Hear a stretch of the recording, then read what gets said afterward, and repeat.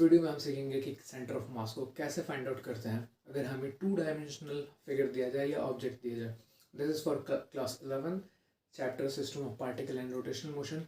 Topic is centre of mass to find. Okay, so यहाँ पे question है, will do lots of question based on it. So एक basic concept है, देखो here हम लोग को बस 2 स्टेप फॉलो करना है चाहे कोई भी फिगर दिया जाए। The very first step is find origin to locate masses, okay, and the next thing is find moment of mass। ये 2 स्टेप करते ही चाहे सवाल कितना भी बड़ा हो हम बड़ी आसानी से कर पाएंगे। तो शुरू करते हैं, लेट्स गो।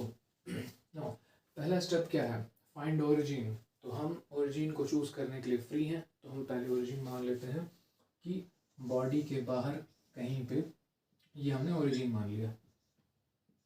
ओके, अब क्या करना है, लोकेट मासेस। अब यहाँ जितने मासेस हैं उन सबको लोकेट करने वाले हैं। Okay, now this is the position vector for this mass, let's call it R2, right, vector R2।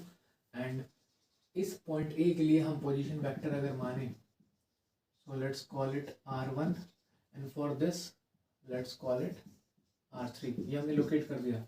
One more thing, हमें ये खुद से अज्यूम करना होगा इनिशियली कि सेंटर ऑफ मास कहीं पर है और उसका कुछ पोजीशन वेक्टर है। तो हम मान लेते हैं कि इस ऑब्जेक्ट का सेंटर ऑफ मास यहाँ कहीं है और इसका पोजीशन वेक्टर जो है ये हम कैपिटल R मान लेते हैं। डन, पहला स्टेप पूरा हो गया। ये सारे सवालों में बिल्कुल ऐसे ही करना है। What is the next step? Second step is find moment of mass. तो चलिए मोमेंट ऑफ मास निकालते हैं। And we know that the moment of centre of mass, जो सेंटर ऑफ मास का अगर हम मोमेंट निकालेंगे, मतलब फिक्स पॉइंट के अराउंड जो सेंटर ऑफ मास का मोमेंट यानी अफेक्ट निकालेंगे, वो अकेले सारे मासेस के मोमेंट के बराबर होगा। Moment of total masses. Moment का मतलब सिर्फ क्या है, अफेक्ट अराउंड अ पॉइंट ना। चलिए मोमेंट निकालते हैं। मोमेंट निकालने का बेसिक तरीका क्या है कि सेंटर ऑफ मास का निकालना है, तो हम सेंटर ऑफ मास का mass that is capital M, right, और इसके मोमेंट के लिए इसका position vector R। Now next thing is सारे मासेस का मोमेंट कैसे निकालेंगे। चलिए पहले का निकालते हैं, it is M1 into R1, second के लिए M2 इंटू R2 और थर्ड के लिए M3 into R3। Now we have to find R। तो R फाइंड आउट करने के लिए M को हम ट्रांसफर कर देंगे। M1 R1 plus M2 R2 plus M3 R3 upon capital M। इस फॉर्मूले को हम लोग डायरेक्टली यूज भी कर सकते हैं, हालांकि ये एक बार पैटर्न दिमाग में बैठ जाए तो ज़्यादा बेहतर है। Now let's put the values जो यहाँ हमें पता है। So R is equals to M1 हमें गिवन है that is 2 kilogram into R1, M2 भी 2 किलोग्राम गिवन है, M3 भी 2 किलोग्राम गिवन है, और M जो कि सेंटर ऑफ मास का मास है यानी ये टोटल मास के बराबर है। तो अगर हम इसे जोड़ें तो टोटल मास कितना है, 2 + 2 + 2 दैट इज 6। तो यहाँ तक हम पहुँच चुके हैं। जीरो के अगर हम 2 कॉमन कर लें तो हमारे पास क्या बन जाएगा, R is equals to 2R1 + R2 + R3/6। And if you cancel out this we have R is equals to R1 + R2 + R3/3। यहाँ पे हमारा आंसर आना चाहिए था कंप्लीट सेंटर ऑफ मास का लोकेशन, लेकिन नहीं आया। ठीक है, क्यों? क्योंकि हमें R1, R2 और R3 की कोई भी जानकारी यहाँ पे नहीं है जो कि पोजीशन है।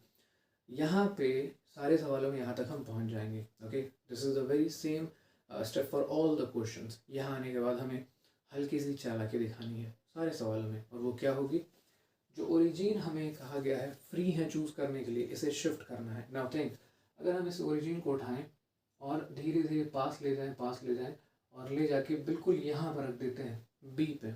डन, हम कहीं भी रख सकते हैं A पे, C पे, बट यहाँ पे हम B पे रखते हैं तो क्या चेंजेस आएंगे, लेट्स सी।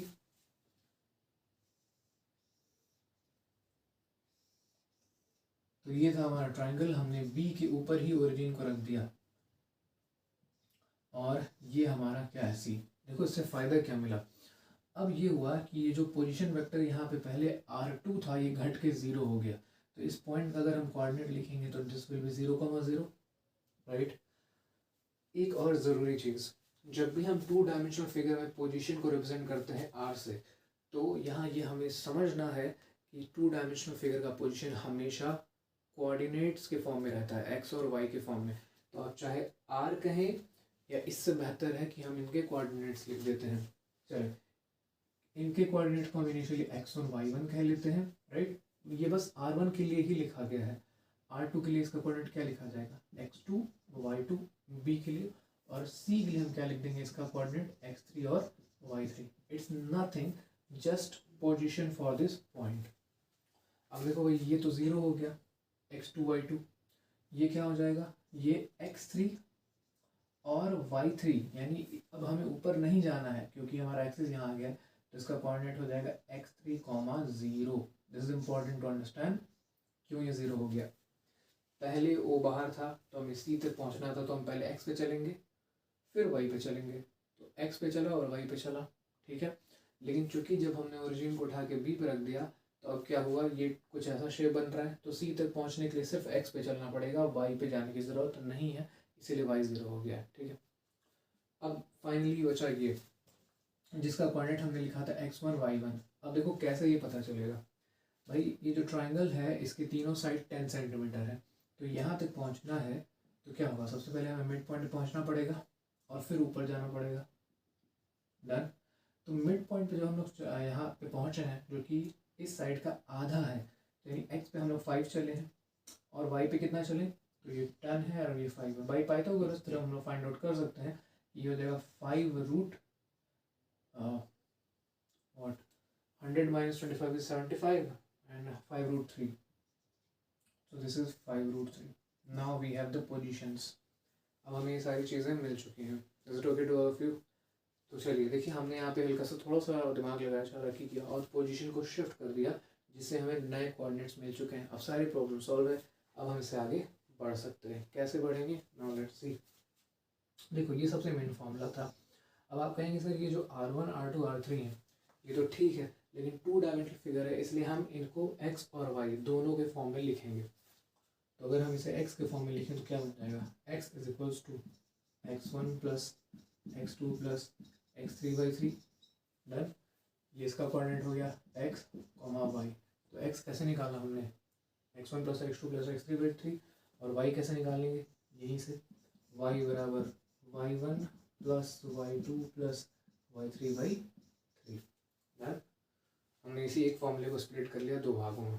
अब बस वैल्यू रखना है, तो x के लिए क्या वैल्यूज आ जाएंगी, देखो x1 पता है हमें कितना है, ये x1 था 5 है, x2 कितना है, x2 0 हो चुका है, ये x2 था 0, और x3 कितना है, दिस इज आवर x3, जो कि ये पूरा 10 था, यानी हम लोग यहाँ 10 चल के आए हैं, 10,0 दैट इज 10/3, तो 10 प्लस 5 15/3, दैट इज x की वैल्यू मिल गई 5, ओके। अब y निकाल लेते हैं, तो y कैसे निकलेगा, y1, देखो y1 है हमारा ये 5 रूट 3, y2 कितना है, y2 is again 0, and what is y3, y3 is also 0/3, so we have coordinate of y is equals to 5 root 3/3, hence हमने सेंटर ऑफ मास का कोऑर्डिनेट पता कर लिया 5, 5 रूट 3/3।